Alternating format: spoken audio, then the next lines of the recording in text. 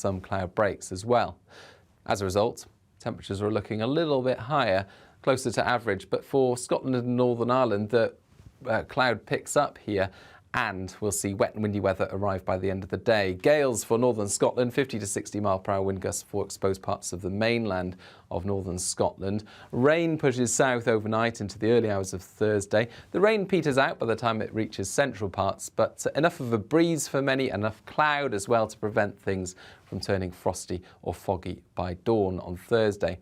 Nevertheless, a grey start on Thursday for the south with some patchy outbreaks of generally light rain and drizzle moving through. Then brighter skies follow from the north, a brisk northwesterly breeze, gales in the northeast first thing, and some showers falling as hail around northern coasts and snow over the Scottish mountains. But brighter skies for many on Thursday before more cloud returns on Friday.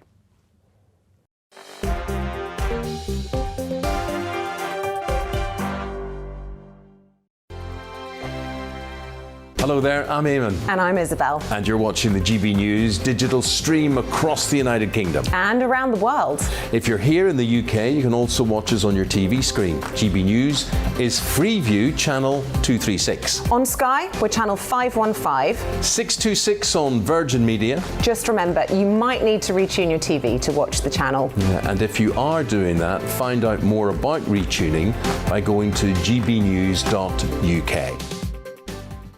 Join my show Farage, 7 p.m. till 8 p.m. Monday through Thursday, and there you will get opinion, analysis, debate, and I'll cover stories that nobody else dares to touch. And then for the last 15 minutes, Talking Pints. We're over a drink. We have a civilised conversation with someone. We very often disagree, but we do it in a grown-up way. Come and join me on Farage.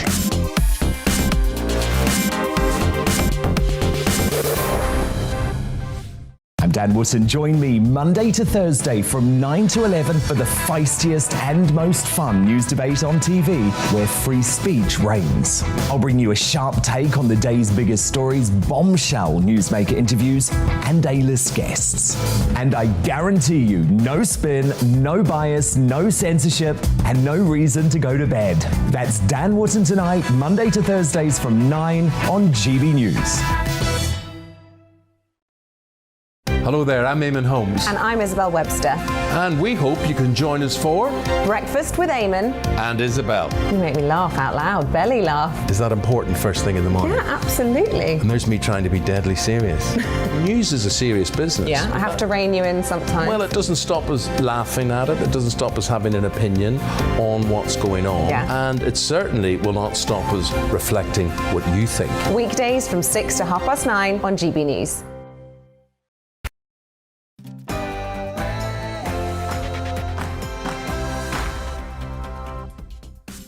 Tonight on Farage, another bombshell for Boris Johnson, this time delivered by Cressida Dick, the boss of the Metropolitan Police. Can we really go on like this? We'll have a look at Poland, who are about to start building a huge border wall. Yet unlike America when Trump did it, no one seems to be complaining. And joining me on Talking Pints, the lawyer, Nick Freeman, aka Mr. Loophole. But before all of that, let's get the news.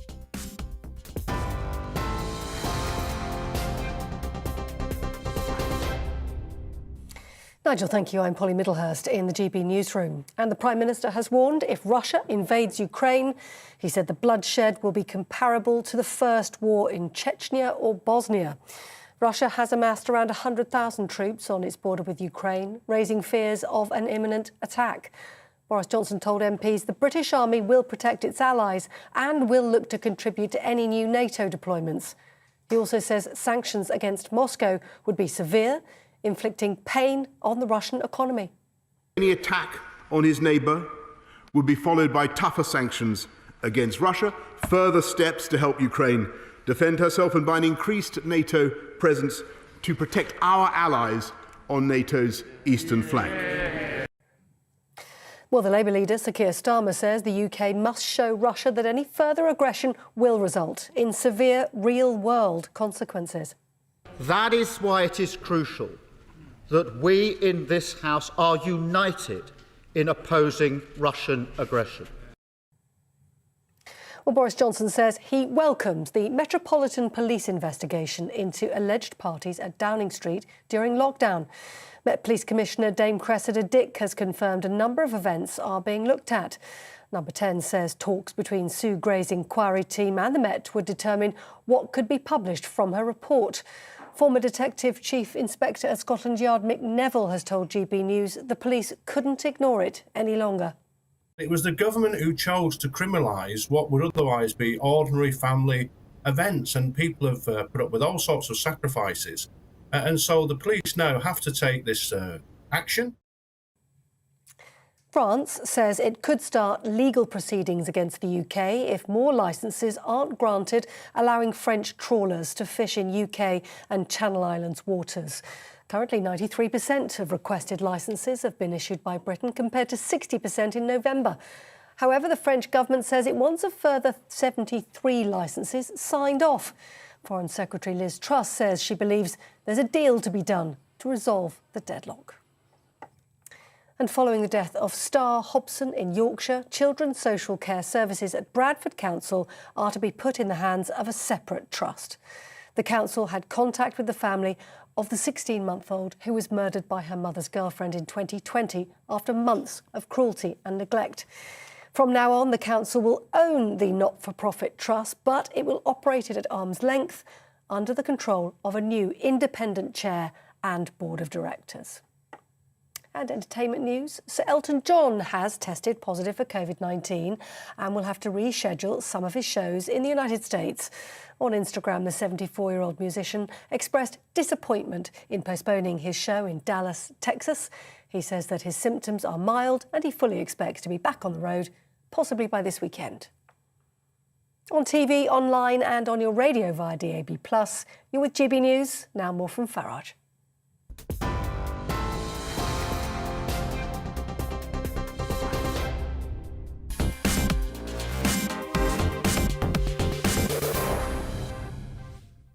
Good evening. We should be discussing the most serious military situation in Europe since 1945. We should be discussing the 6 million people waiting for operations on the National Health Service and that number rising quickly. We should be discussing the rapidly rising cost of living and the impact whatever Putin does in the Ukraine could have on natural gas and oil prices. But I'm afraid we just cannot get away from the Prime Minister's problems. And there was another bombshell delivered this morning. It was a surprise. It came completely out of the blue. It came from Cressida Dick, who was talking to the London Assembly. She, of course, remember, is the Commissioner, the boss of the Metropolitan Police, the most senior police figure in this country. And whilst we'd all been waiting for the Sue Gray report, we didn't expect Cressida Dick to say that the Metropolitan Police were launching an investigation, and they're doing it because, she says, there was evidence that those involved knew or ought to have known that what they were doing was an offence, that not to proceed with this would undermine the legitimacy of the law. And she finished by saying there was little ambiguity around the absence of any reasonable defence. I don't know how long a police investigation is going to take. We're told from news reports that have broken within the last hour that the Sue Gray report will be on the Prime Minister's desk this evening, and that at some point tomorrow he will reveal its contents. It's a job to know what is really going on. The situation seems to get worse with every day that passes. We're now told that photographs of one of the parties or more of the parties have been given to Sue Gray. Quite how she's got time to assemble all of this and issue the report tonight, I don't know. In fact, none of us really know what's going on. But can we actually go on like this? And I guess we've got two choices. One is to say it just doesn't matter. To say, look, there are much more serious things going on in the Ukraine, within our own country, and why don't we just ignore the way that our governing classes in Number 10 and Whitehall behave? But I don't think that, frankly, is possible. The other is to say that actually we can't go on like this, and perhaps at some point in time, people, but particularly Conservative members and Conservative members of Parliament, need to face the inevitable, which is that trust in this Prime Minister has gone and that it isn't going to return. And I know you'll be emailing me, you'll be telling me, stop bashing Boris. I'm not. I'm telling you that in those red wall seats, trust in the Prime Minister has gone, and it's going to be very difficult to get it back. So I think the Conservative Party needs to face up to the truth of this and to do so pretty quickly. Can we go on like this? Please give me your views. You can email farage@gbnews.uk. Well, let's try and get the latest on all of this. Let's head to Downing Street and talk to GB News' political editor, Darren McCaffrey. Darren, rumour, counter-rumour. Do we actually know what is going on with the Sue Gray report? Well, it seems, Nigel, that we are now finally on the verge of seeing that report. Is much speculated, as you said, that Sue Gray is expected to hand her report to Downing Street later on tonight, potentially even early tomorrow morning. And the expectation is that the Prime Minister will then travel to the Commons, of course, for Prime Minister's question time. And then after that, that is when he will start taking questions from MPs on the substance of this report. Two big questions, though, that first of all the Labour opposition want to know is, will they get advance copies of the reports? Will Downing Street simply issue this report minutes before PMQs so that no one's really got the time to go through the detail ahead of those questions from MPs? And also, Nigel, to what extent do we get to see this report? There is speculation that it could simply be a summary of it rather than the full report. Could the report, even if it is published in full, be redacted lots where names and events are blackened out, and that could lead to suggestions that there's been some type of cover-up, or that Downing Street yet again is not being wholly truthful. I think all in all, though, we are finally, it seems, at that stage where we are going to see this report, that stage in which, as you've rightly pointed out, Conservative MPs are going to have to make up their minds about whether either to back or sack the Prime Minister, irrespective in some ways, I think, of the police investigation. Some may well hold out to that, but I think Sue Gray's report could well be decisive in all of that. And I will add, though, on the police investigation, I know some Conservative MPs and others have been trying to do this down today, saying it's not that important, or there are other big issues. Don't forget, this is only the second time in a century that police have investigated the goings-on in this building behind me. Under any estimation, that cannot be good news for a government, or more specifically for the Prime Minister himself. No, Darren, thank you for that briefing. And Darren is right, because what Cressida Dick is talking about is an investigation into behaviour that would be deemed to be criminal. And let's remember that hundreds of people were fined during lockdown for breaking the rules. And it seems pretty clear that in some cases, not with all the parties, I get it, but in some cases, those rules were broken. Can we really go on like this? Because my fear is whatever comes out of Sue Gray, whatever happens with that report, we're going to have to wait, I don't know how long, for the police to investigate this. Is it a week? Is it a fortnight? Is it a month? Is it 2 months? I just don't know. But all the while that's happening, frankly, the country cannot be governed, and it's difficult for us to have a real voice in the world at a time of great crisis. Well, I'm joined by Andrew Rosendale MP for Romford, Brexiteer, Conservative Party loyalist, and I think still Boris Johnson supporter. But Andrew, let me put it to you. The government's paralysed. It can't do anything as these reports come out day after day. And I know that Dominic Cummings is vindictive and negative and couldn't give a damn what damage he does to Boris Johnson, the Conservative Party, the country. But we are where we are. We can't go on like this. Nigel, you're completely right. We can't go on like this. It has to come to an end. And I think that for people like me, I want the Prime Minister to get on with the job that he was elected to do. He's got Brexit done, but there's still things that need to be sorted. Northern Ireland Protocol is a disaster. We need to get rid of that. The boats and the illegal immigration need to be sorted out. Public services need reforming. We've got the worst national debt in the history of this country. We need to get the economy motoring again, trade deals around the world. There's so many very important things I want Boris to focus on. Well, so do I, but he can't do it. All the while he's paralysed by a crisis that goes on day after day, and arguably, with what Cressida Dick has said this morning, and you heard the words that I read out a moment ago, arguably, this actually gets worse with every day that goes by. So how can he get on and do all those important things that you just talked about? Nigel, you and I have been in politics a long time, and things come and go. What seems really the end of the world today, In a week's time, it's forgotten. Andrew, Let's see. Andrew, Let's see. this isn't going. This is the point I'm might making. be right. And the point I'm You might making be to you right. is that it goes on and on and on, and it leads to paralysis. It might be true, what you're saying, but I still think that we've got to see what the Sue Gray report says and see what else happens in the coming days. I've been in my constituency over the weekend, and yes, there are some people quite angry about this. They're talking about it, but the majority are actually much more concerned about some of the big issues the nation is facing. We have to remember, and it's actually partly thanks to you that Boris got that huge majority that he did. And thank God that he did, because we got out of the European Union. And what worries me, Nigel, at the moment is that there are a lot of Remainers who think, get rid of Boris and we'll soften up Brexit. Well, that's the Lord can't Heseltine. allow that to happen. Yeah, I mean, that's the Lord Heseltine line, and I saw him again on one of the breakfast programmes. I mean, it's pretty boring stuff. Yeah. I mean, Brexit, frankly, we're not going back into the European Union, whatever happens. So I don't, even as somebody who dedicated most of his adult life to getting us out of the European Union, I'm not worried about that. But you talked about what Boris was elected to do. And I could come back at you and say he wasn't elected to go for net zero. But the most important thing is the Brexit process brought back into politics a lot of people who've given up on politics. You know, just look at the turnout in the Brexit referendum. Absolutely. And actually, even the 2019 general election turnout was, by modern comparative standards, a very good turnout. So millions of people who've come back into politics, who thought, hoped and expected that Brexit was a new dawn of a new kind of politics. And what they've got is a Prime Minister who appears to have a very serious problem in telling the truth, and they don't trust him anymore. Right. Particularly in the Red Wall. Nigel, I agree with so much of what you're saying, and that's why I've said to the Prime Minister he needs to get back on track and focus on policy. Net zero, you're right. I didn't get into politics to make people poor by following this ideology of net zero.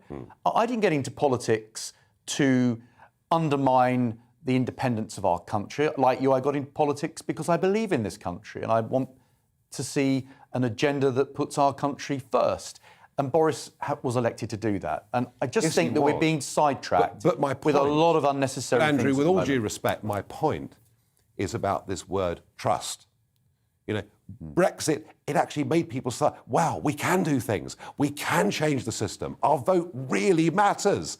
And a lot of people out there whose families had not voted Conservative, they've been Labour, you know, since the First World War, pretty much. And they've gone back into politics and they're feeling let down. They're feeling that trust has been betrayed. You can talk to me about him getting back on track in terms of policy. But if trust has been lost, it can't be regained. And I think that is the problem that you as Conservative members of Parliament are facing. You're right. Trust is everything in politics. And I think what builds trust is when you truly believe in what you're saying. Too many politicians say what they think they should say or they read from the script. You know what I'm talking about. Doesn't Boris Johnson do that? Boris needs to look people in the eye and say what he truly believes in and what he's going to do in the next 3 years as Prime Minister. If he can convince the country he's got a clear and precise agenda for the country to get our country in the right direction and not get sidetracked with some of these issues, then I think people could trust him again. But the onus is on him to do this. Andrew Rosendale, do you still trust Boris Johnson? I do trust him. I believe that he's got cornered with some of these things. He's made mistakes. Boris is a human being like we are. We all make mistakes. But he's Prime Minister and he has a duty to the country to do the right thing on which he was elected. So it is now up to him, once this report's out of the way, to actually show to the British people that he's got a clear vision for our country. And if he can do that, I think he can rebuild trust. Andrew Rosendale, thank you for joining us here on Nigel. GB News. And there you are, you see, folks. You say I'm a Boris basher. Well, there was a Boris loyalist there making all the arguments for the Prime Minister, and I think that's really, really important. So look, tell me, what do you think? Do you think we can go on like this? Do you think it needs to be brought to a decisive end? I think we've reached the point where it does. Tell me what you think. Farage at gbnews.uk. So the intervention of Cressida Dick, and it was all rather dramatic, done at the London Assembly this morning. It was a big surprise. Let's see Cressida Dick in action this morning. Recognising that there might be some occasions where we would investigate retrospectively, we generated some guidelines, only guidelines, but guidelines that we have stuck to. There has to be some kind of evidence, not just somebody saying something. There has to be some sort of start point, some sort of evidence. But my three factors were and are: there was evidence that those involved knew or ought to have known that what they were doing was an offence. Where not investigating would significantly undermine the legitimacy of the law, and where there was little ambiguity around the absence of any reasonable defence. So in those cases where those criteria were met, the guidelines suggested that we should potentially investigate further and end up giving people tickets. Well, there we are. Well, I'm joined now by Shabnam Chowdhury, former Detective Superintendent at the Metropolitan Police. Shabnam, this really was a big surprise to many of us this morning. We've been waiting for the Sue Gray report. We hadn't expected this. First thing I want to ask you, those words, those three factors that Cressida Dick used there, I mean, she means it, doesn't she? I think she was very clear on what she meant. 3 points which she labelled. One was that those involved knew or were likely to know that it would be an offence. Secondly, the law, the elements of law. Well, the fact is the government had set the law already. And the third is the ambiguity, that there was absolutely no defence. So really important points that she's raised there this morning. And I think that that could have been over a period of the last couple of months where they have not necessarily been investigating, but working closely with the Cabinet Office. They may have had some access to Sue Gray's report, public admissions that have been made in the public domain that, for example, where the Prime Minister has said that he was at a gathering for 10 minutes only, that may have led to the final outcome for today, a real game changer. I mean, she did say that some of the reported events they weren't going to investigate because they didn't pass that bar of seriousness. I do wonder, in a sense, you know, we'd all been expecting Sue Gray to be the judge, the jury, the executioner. In a way, this is perhaps quite convenient for Sue Gray because she says she's profoundly worried about certain things and hands it over to the Met. So it's now, you know, I can't see anything dramatic coming out of Sue Gray now. This is in the police's hands. As I say, I thought the words that she used were pretty emphatic and pretty strong. But the debate I'm having here with the audience tonight is, can we go on like this? Because we've been, in effect, month after month now, Partygate goes on and on and on. From your experience and your time in the police, how long is an investigation like this likely to last before we know whether charges will be laid or not? Well, investigations like this, where fixed penalty notices are issued, should be fairly straightforward and are normally dealt with fairly quickly. However, this is a different type of investigation because the fact is that this came to the notice of the Metropolitan Police back in December. There's been 2 months that we've now passed December and January. We're near to the end of January. Ordinarily, they wouldn't be investigating by taking statements. They wouldn't be speaking to several different people. But now that this has been delayed somewhat, they will have to go through Sue Gray's report. They will look at Sue Gray's report. They will look at what information, what evidence has come out of that may necessitate them speaking to other potential witnesses or people that have actually breached those COVID laws. Or has Sue Gray done the work for them already? I think that there's an element of that. I think a fair amount of work has been, because Met Police already said from the outset that they weren't going to do anything until Sue Gray's report had been concluded. But that has significantly changed, certainly in the last couple of days. Now, those 3 factors that Cressida Dick mentioned, the second factor is it's a no-brainer, really, isn't it? Because we know that, you know, the law, the legitimacy of the law would have been undermined in any Hundreds case. of other people did receive fixed penalty notices, some of them for many, many thousands of pounds. I mean, I completely get that point. So, Shabnam, are we talking weeks here? Well, we should be talking weeks, but this could be a protracted and lengthy investigation, which will actually, you know, undermine further public trust, probably. But the fact is, the Metropolitan Police depends on the size of the report, depends on how many gatherings they are investigating. I believe there were 17 parties, something like that. It may be that they'll investigate 5, 10 or 12, whichever.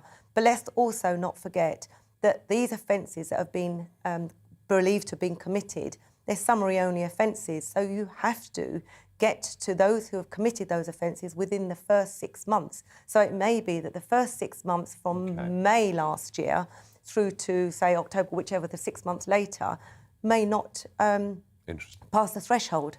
Interesting. Thank you very much for joining us here on GB News. The prospect of this going on for months is almost too much for any of us to bear. In a moment, do you remember somebody before that wanted to build a wall? Build that wall. Build that wall. Build that wall. Build that wall. Build that wall. Build. International condemnation for Donald Trump wanting to build a wall, and particularly coming from the bosses of the European Union, from President Macron and many others. What a disgrace that somebody should want to build a wall on their borders. Well, Poland today began construction of a very, very major wall with Belarus, and no one is complaining at all. In a moment, we'll find out why.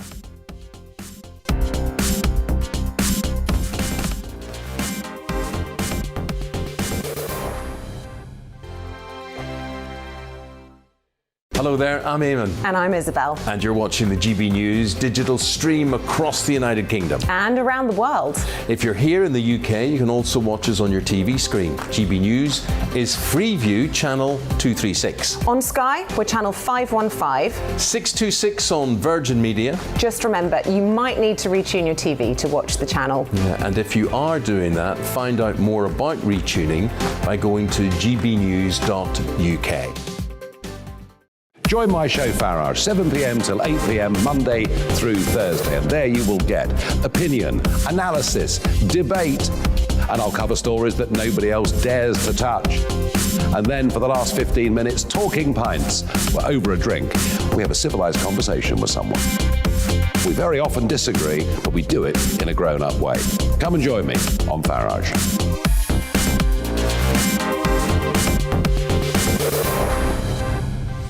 I'm Dan Wootton. Join me Monday to Thursday from 9 to 11 for the feistiest and most fun news debate on TV, where free speech reigns. I'll bring you a sharp take on the day's biggest stories, bombshell newsmaker interviews, and A-list guests.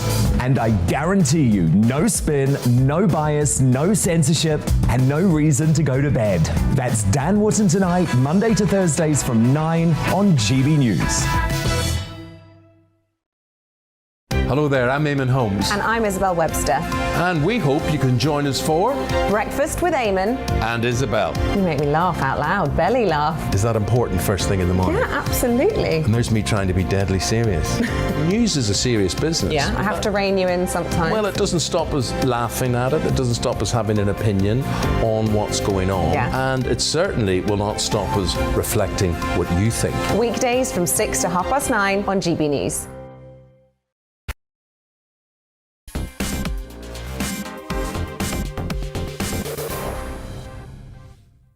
As the Met announced they're going to investigate the Downing Street and Whitehall parties, I'm asking you, can we go on like this? Stephen says the Met just need to look at the CCTV, simply find the lawbreakers, arrest them and fine them. Greg says no, and we don't need to if the media drop their witch hunt.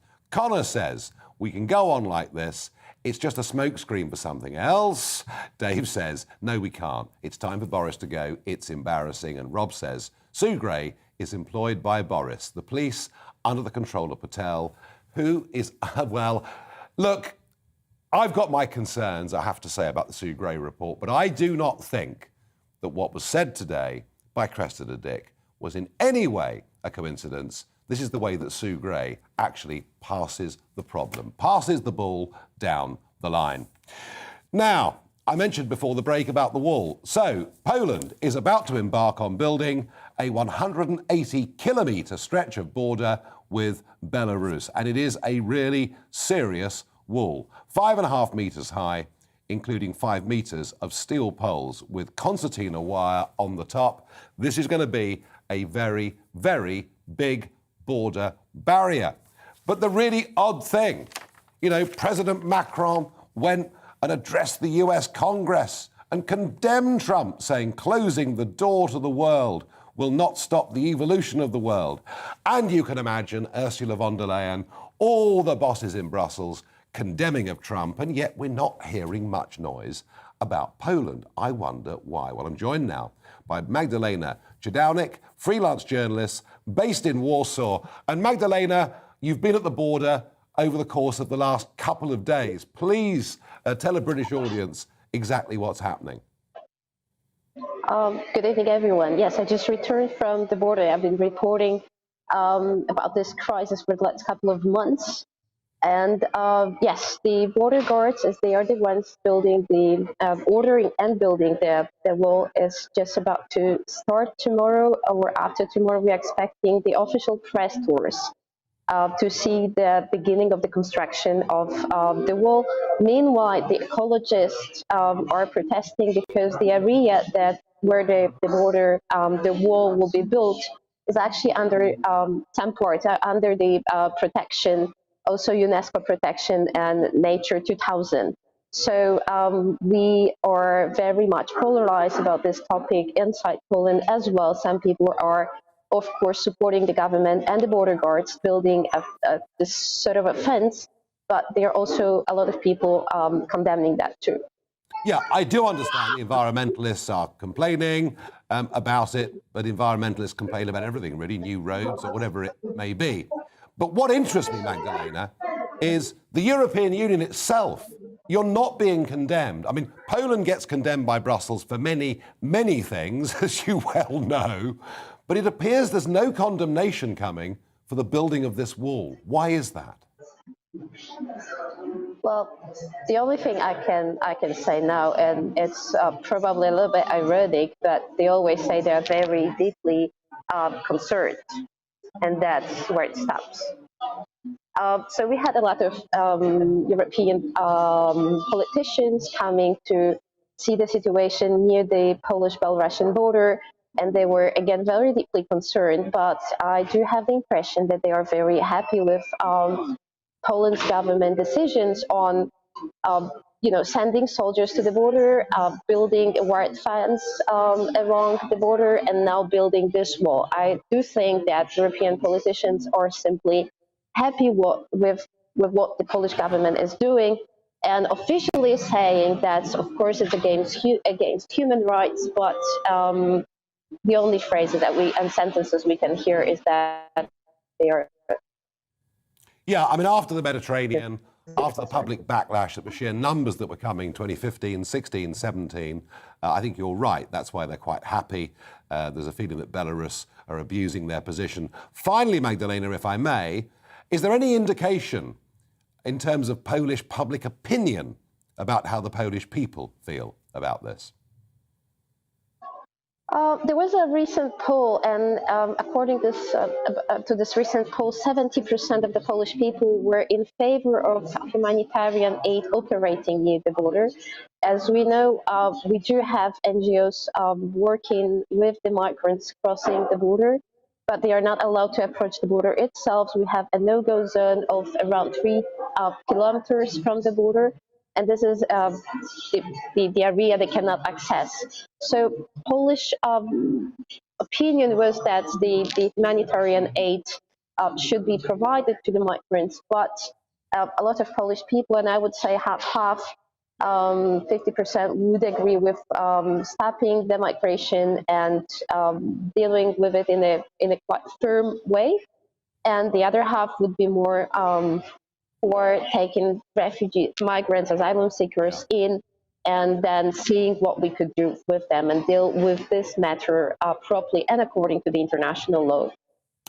Thank you very much indeed for joining us, and we'll follow the progress of the building of this wall very, very closely. Well, talk about a what the Farage moment. A report that has come out overnight tells us that the global effort to hit net zero by 2050 could cost as much as $275 trillion. This, according to the global consultancy firm McKinsey. And it is an eye-watering figure. It would be something like $10 trillion every single year, which is several times the size of the US GDP. I have to say, the report does also say the rewards of net zero could far exceed because of the dislocation and wars and catastrophe that climate change could cause. But I still return to the theme that I've mentioned here many, many times before. What is the point in all of us incurring massive, massive cost if China, India and Russia are going to completely ignore it? And I notice, very interestingly, back at COP26, Boris Johnson very optimistically said it was the end of coal. Well, so far this year, the coal price has rallied more than the gas price, more than the oil price, and coal consumption this year is expected to top 4 billion tonnes. It will be a record year for the amount of coal that's ever been burnt in the world. So we are a long, long way away from this, and yet we appear to be happy, or for you, to pick up the costs. Now, the Australian Open is something that I've been very interested in. As you know, I went a couple of weeks ago and joined the Djokovic family out in Serbia, and I was disappointed but not surprised that in the end he was booted out of Australia. Even more extraordinarily, when the Australian Open started, there were people wearing T-shirts. Where is Peng Shuai? You know, this is the tennis player, Chinese tennis player, who's been missing for weeks and whose safety, whose liberty is very, very open to question. And literally, police were going up to people wearing these shirts, telling them they should remove them. I found the whole thing completely and utterly astonishing. Now, there has been, overnight, Australia Tennis overnight have changed the rules, and people are allowed to wear those T-shirts, though they're not allowed to carry big banners or act disruptively in any way at all. And I just want to say this. Tomorrow is Australia Day. Tomorrow is Australia's National Day. And perhaps people there would like just to take a little bit of time to reflect on what has happened to Australia as a country, this land that seemed to be full of such great optimism, of such freedom, that has now become the most extraordinarily authoritarian Western nation. Maybe the National Day is a time to have a think about that. I'm an outsider. You can tell me I'm poking my nose in where it's not welcome, but maybe a little reflection wouldn't be a bad thing. Loads more of your comments coming in. Marion says, Boris must go because corruption will grow. After all, the fish rots from the head. Carol says, I live in a red wall seat and I fully support my MP and Boris. Stop this witch hunt. One viewer says, we can't go on like this, Nigel, but what is the alternative? There really isn't one. We need to move on for now and wait for the next general election. Hang on, the next general election is not going to be until probably the May of 2024. I think it's almost intolerable to think that we could wait many, many weeks for the Met to report back. And I know some of you think that Boris and Number 10 are being treated unfairly. I know some of you feel that very, very strongly, but equally, there really are millions of people out there who say, the hell with you. We weren't allowed to see our parents, our elderly relatives. We weren't allowed to have Christmas. We weren't allowed to get together. And all the while, those that set the rules disobeyed them. And don't underestimate just how angry many of those people are. I really mean that. Chris says, the Remainers, the BBC and Boris haters are throwing everything at one last attempt to get him out. Peter says, I, for one, have had enough of this clown running the country. Well, opinion is very, very divided on this. What is for certain is that Boris Johnson's position as Prime Minister is pretty perilous. Coming up in a moment on Talking Pints, I'm going to talk to the lawyer. He's very much the lawyer, I think, for the rich and famous Nick Freeman, aka Mr. Loophole.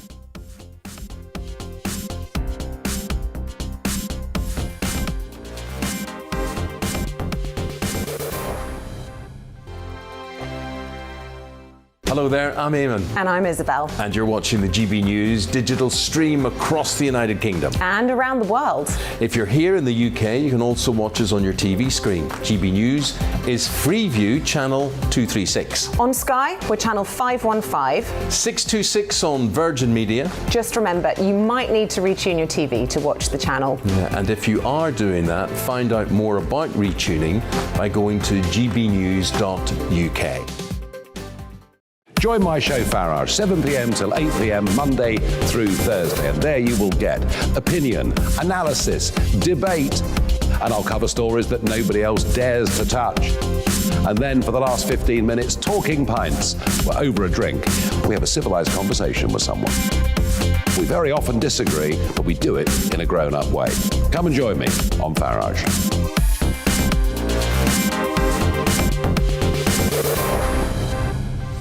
I'm Dan Wootton. Join me Monday to Thursday from 9 to 11 for the feistiest and most fun news debate on TV, where free speech reigns. I'll bring you a sharp take on the day's biggest stories, bombshell newsmaker interviews, and A-list guests.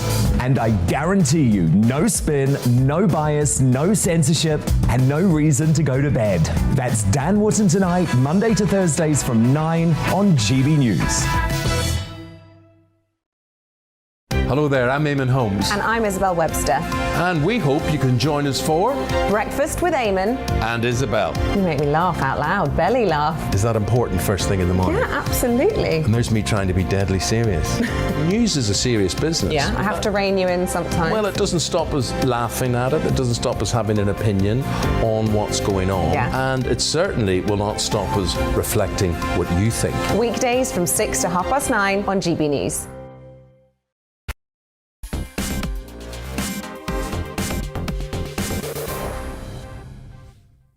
It's Talking Pints. The GB News Tavern is open, and I'm joined by celebrity lawyer Nick Freeman, who's got a cup of tea. But welcome, cheers, Nick, good health. to Talking Pints. Now, we're going to have a chat about this amazing reputation you've got as a lawyer for picking holes in the opposition arguments, for becoming Mr. Loophole, which is, you know, it's quite a claim to fame, and your big celebrity customers that you've had over the years, some amazing, very famous cases. But as somebody who's very, very good at reading the law and getting customers out of clients out of very, very difficult situations, what I'm going to do right now, because the Tory party are dithering. Yep. They're messing around. They are. So I'm going to give Boris, because a lot of people out there still like Boris. Let's give you one last chance. You're now in charge of Boris Johnson's defence. As his legal advisor. As his legal advisor, Okay. We've got the Met Just as his Police. legal advisor. Just as his legal Okay. advisor. What would you advise the Prime Minister? A really easy question to start. No, it is a very easy question for this reason. Boris, relax. You're presumed innocent. These parties took place, if I'm correct, over 6 months ago. Therefore, the prosecution is out of time and they can't prosecute you for it. So just from a purely criminal perspective, I think you're okay. That was the point Shabnam Chowdhury was making. That, Was it? that Right, this, yeah, when she was on earlier Yeah. on, you know, former Met. So I mean, out of just time. from a legal perspective, that's why I clarified. Yes. From a legal perspective, I think he's okay. Yes. From a political perspective, I mean, look, he's always got the populist vote. People love him because of his character, his massive personality. But I do believe that when you lose your integrity, that the trust, that foundation has just broken down. I think you've got serious problems. And we've had repeated examples of this. And I think the public are fed up. And I don't think he's doing the Tory party any good, I'm afraid. He has become a distraction. So, for example, you know, there's a new highway code coming in on Saturday, 29th of this month. Yeah. And the public know nothing. A third of the public didn't know anything about it. And it's just now, what are we talking about? All the news broadcasts are all about Boris and his parties. So it's a distraction, and we're not concentrating. We've got huge problems in this country, and that's why he was elected, to sort out this mess. And he's distracted with, did he have a drinks party, didn't he? He's not going to be prosecuted for it. What's the Sue Gray report going to say?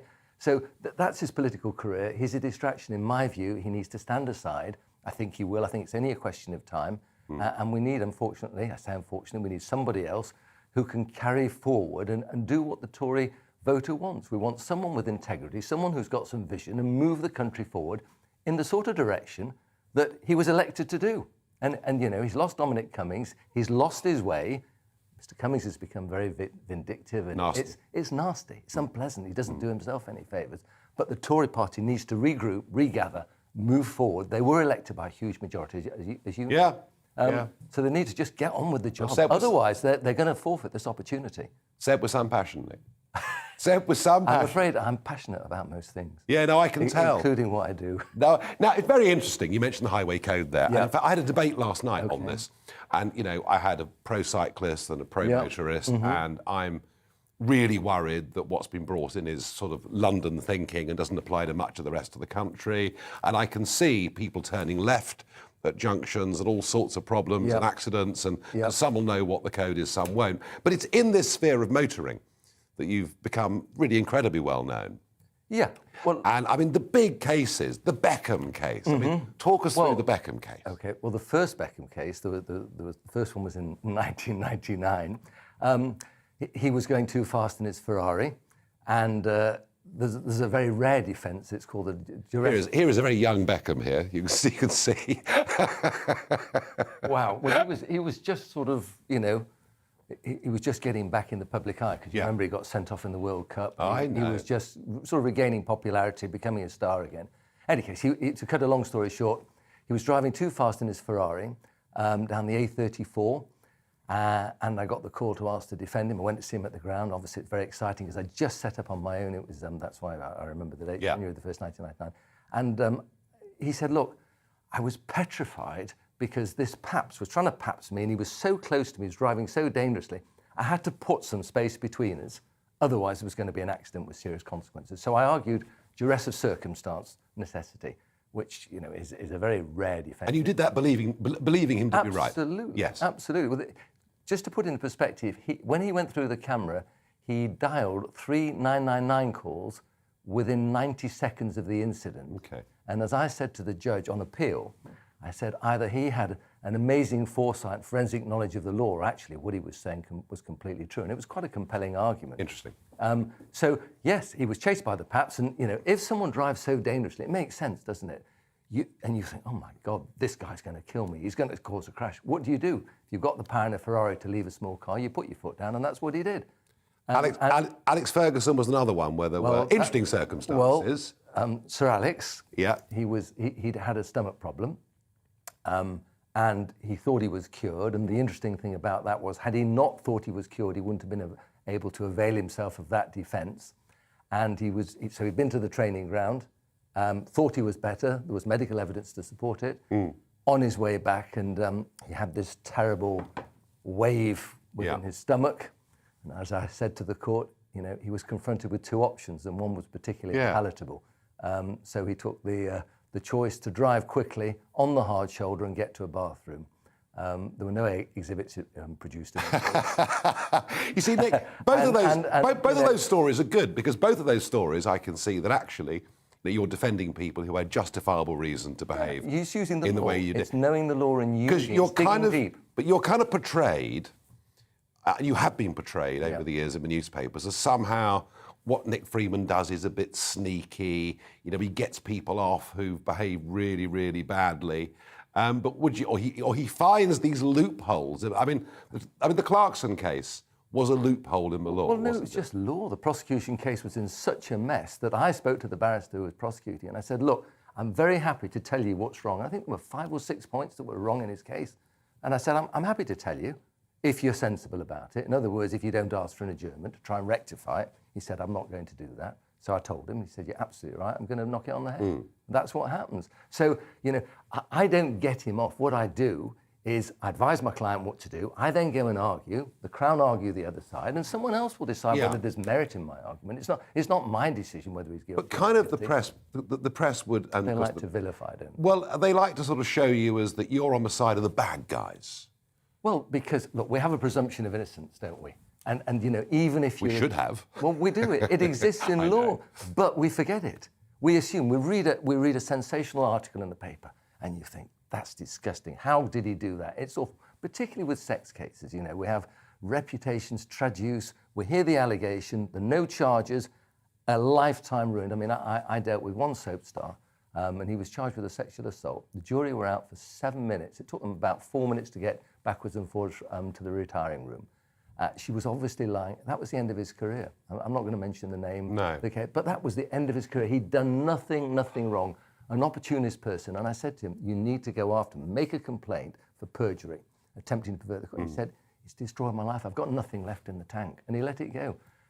So, you know, one of the things I asked for, and I think we should have, is we need to go back to the days where there is actually anonymity for all people who are accused of sex offences, but at the same time, give a judge a discretion. So if the prosecution feel they're dealing with a Savile or something as odious as that, they make an application to the trial judge and say, look, we think we need to lift that veil of anonymity and people will come forward. So the judge has a discretion and it's exercised judiciously, and then we have fair play. But why? How many lives do we have destroyed?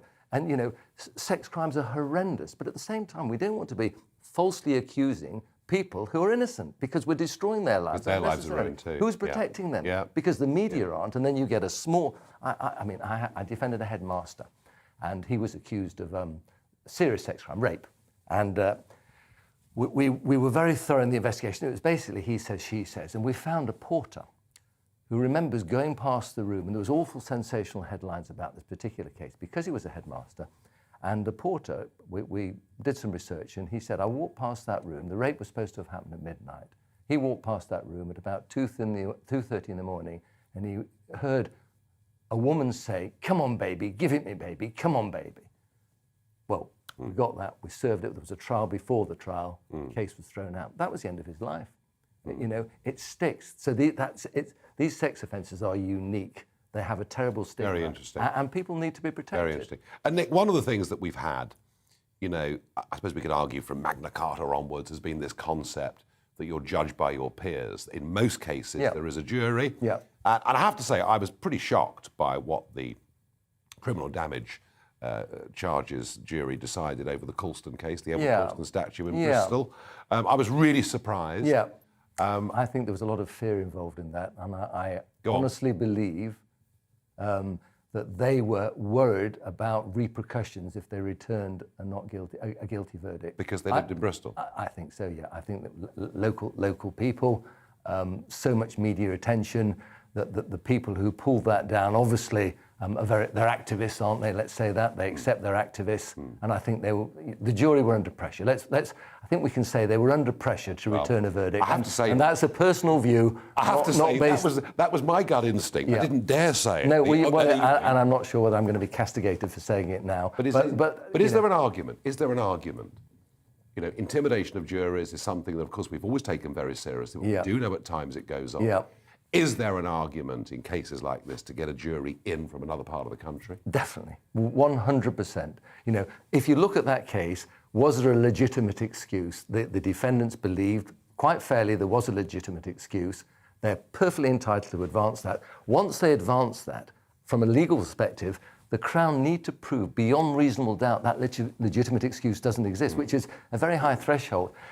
And it must be sensible, not to have it just before a judge. I really do believe in the jury system, but get some people from another part of the country, and we're sure, aren't we, that those people aren't going to be put under pressure. And you're absolutely right. That's what should happen in that sort of case. I've been feeling that for some time. And of course, that sort of verdict seems to give the green light to other people who are similarly inclined to say, I can do what I like now. And that case, of course, isn't a binding authority. It's Crown Court, it's persuasive. But people are going to look at it and think, why not? I believe I have a legitimate excuse. I think they're going to be very disappointed if that argument's run again. Yeah, I'm worried about it. Nick, we've left the European Union, for good or bad. Yeah. We have, for now, stayed part of the European Convention on Human Rights. I've always thought that when it comes to justice and liberty, we've not got much to learn from the European continent. I agree. Is it time now to rethink all of this? Is it time to get us back to proper common law principles? I know that the Human Rights Act and all that's gone with it has been a jamboree for the legal industry. It's left-wing legislation, isn't it? Am I allowed to say that? Go on, keep going. I mean, it's all the things that I get in terrible trouble for. I'm loving this. It's left-wing legislation, and look, you know, we've always wanted to rule our own courts, rule our own land without being interfered with. And you know, I voted for Brexit, and one of the reasons why was because I think the Supreme Court it should be the ultimate court in this country, and I want to abide by their decisions and not by somebody else's decisions. So yes, I mean, and I think we're eventually going to get there and have sensible legislation in place. By and large, that's presupposing that the government get the right people advising them. And I have to say, you know, there are so many areas the government, particularly in the area that I practice, and I think, what is going on? Who is advising the government? Where are they making these decisions? Like, we touched upon the highway code. Yeah. Who says it's sensible for a pedestrian now to have the power to step out in front of a car at a junction and I've got priority? Or for a cyclist to take the crown of the road when we've got very limited space, this is the most congested city in the world because of cycle lanes. You don't need to use cycle lanes, Mr. Cyclist. Sit in the middle of the road, hold us up, and we're going to sit patiently behind you. The law, that's what they're entitled to do. Okay, they're supposed to move over. It just lacks common sense, doesn't it? And it's a shame. There seems to be a lack of collaborative process. Despite the problems, though, and I agree with you. Yeah. I mean, to introduce a fundamental change to the highway code when most of the country, I didn't know about this till last Saturday. A third of the country didn't. And what's concerning is the remaining balance. A significant number aren't even interested. They say, I'm not going to look, I'm not interested. And of course, it's so drastic that there's going to be a lot of problems, and a lot of people are going to be coming to court, going to see lawyers saying, I didn't know this. Well, that's your fault. You need, ignorance of the law is no defence. But Nick, despite the problems, when you look at our legal system, I look at our legal system without your knowledge. Best in the world. I look at America. Yeah. And plea bargaining. Well, you're almost left with no choice but to have to plead guilty. Yeah. I look at the European system where in Spain they can pick you up for something, leave you in prison for months without placing charge. Give us something optimistic about our system. Look, the legal system in our country is in a real mess because of lack of funding.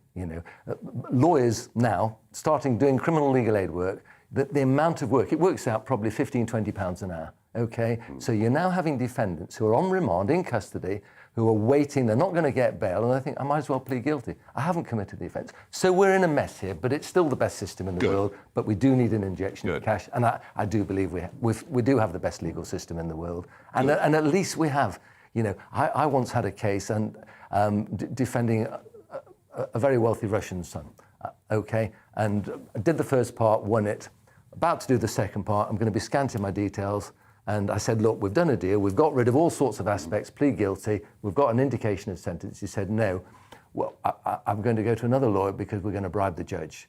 And he wouldn't accept that, actually. That just does not happen in this country. Well, thank goodness for that. And keep up the golf. Two-handicap golfer? Yes, I am, actually. Very good. Can't be bad. Nick Freeman, thank you for joining us. Cheers, Nigel. Nice to talk to you.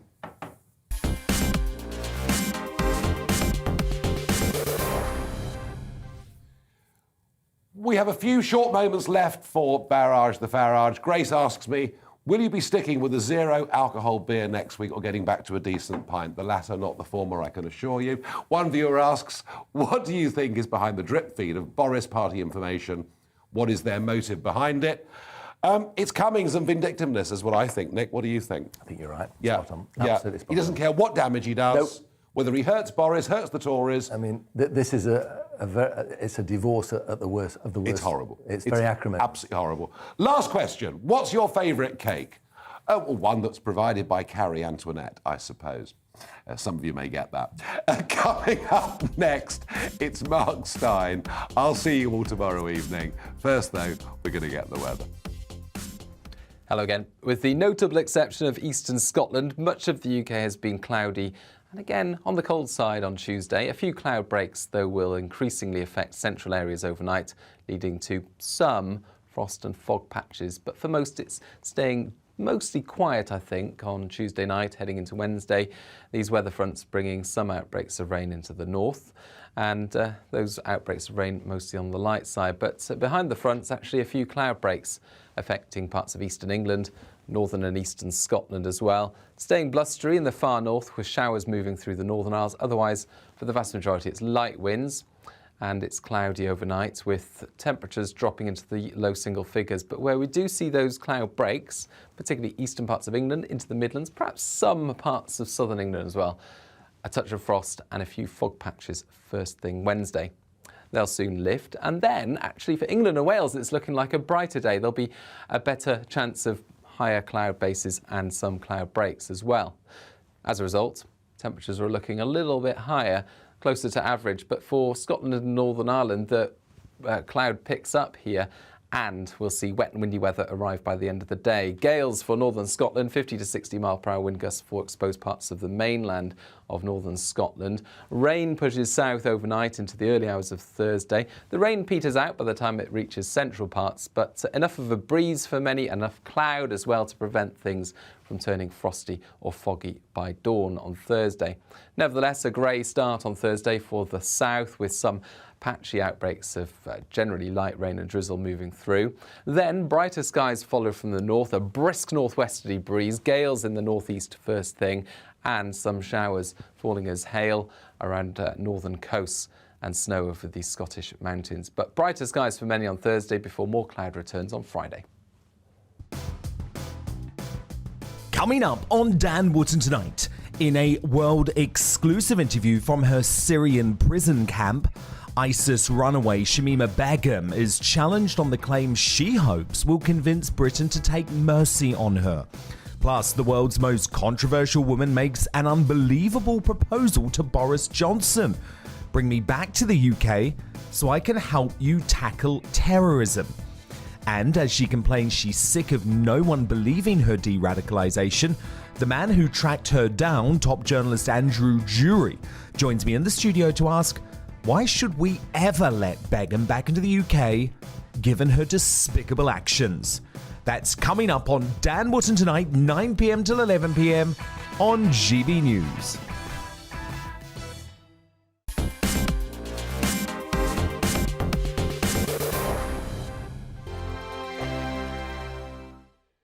Hello there, I'm Eamon. And I'm Isabel. And you're watching the GB News digital stream across the United Kingdom. And around the world.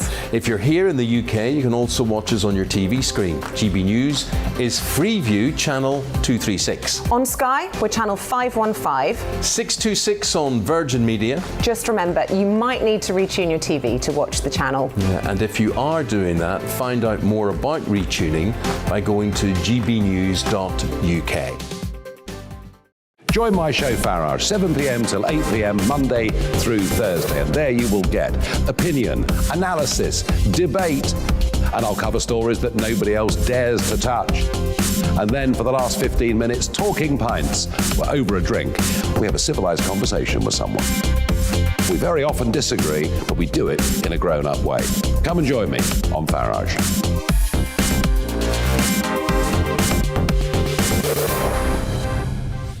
I'm Dan Wootton. Join me Monday to Thursday from 9 to 11 for the feistiest and most fun news debate on TV, where free speech reigns. I'll bring you a sharp take on the day's biggest stories, bombshell newsmaker interviews, and A-list guests. And I guarantee you, no spin, no bias, no censorship, and no reason to go to bed. That's Dan Wootton tonight, Monday to Thursdays from 9 on GB News. Hello there, I'm Eamon Holmes. And I'm Isabel Webster. And we hope you can join us for Breakfast with Eamon. And Isabel. You make me laugh out loud, belly laugh. Is that important first thing in the morning? Yeah, absolutely. And there's me trying to be deadly serious. News is a serious business. Yeah, I have to rein you in sometimes. Well, it doesn't stop us laughing at it. It doesn't stop us having an opinion on what's going on. Yeah. And it certainly will not stop us reflecting what you think. Weekdays from